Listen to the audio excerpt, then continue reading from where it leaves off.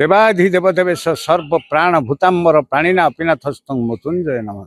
जय जगन्नाथ जय जगन्नाथ जय जगन्नाथ। आज को दीर्घ 10 वर्ष है जगन्नाथ मंदिर कार्यालय पत्र नंबर 14,725 जून मास 15 मसीह आंब को जगन्नाथ मंदिर नियम अनुजाई कार्तिक मासर कोठ भोग पाई नड़िया जोगाण करने को आंभ को पत्र मिली अच्छी। तेणु से ही दिन ठारू आज को 10 वर्ष धरी आमे ग्राम ग्राम बुली नड़िया आदाय करी जगन्नाथ निकट को पठे था।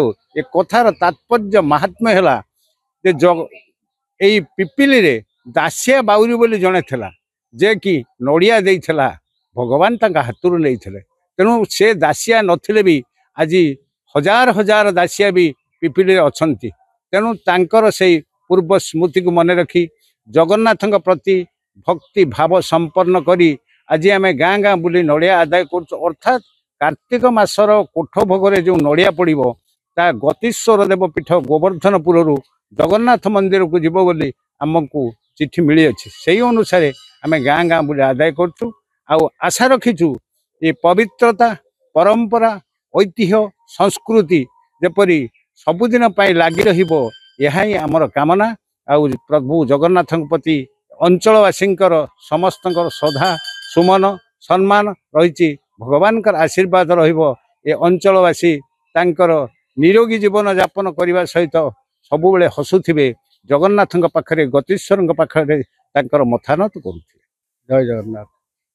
आज पवित्र मास पवित्र कार्तिक मासर द्वितीय दिन ये नड़िया जो महाप्रभु जगन्नाथ बाबा गतीश्वर निकट प्रति वर्ष जाए से बाबा निर्देश और ठाकुर निर्देश रे मंदिर प्रशासन तरफ गोटे चिठी मंदिर पूर्णाही निकट को आसुए। से हिसाब से 2015 मसीहा ठारू मंदिर प्रशासन तरफ चिठी निमंत्रे गाँ गाँ बुलिक आदाय करा जाए नड़िया मंदिर को पठा जाए सेटा कोठ भोग निमंत्रण दि जाए। तथापि पाखापाखि गोवर्धनपुर हल्दी बसंत पमसरा कंदरमान भालियाबिली आरुआ अड़मपड़ा दड़ा पाखापाखि 10-15 खंड गाँव आदाय कर दि जाए।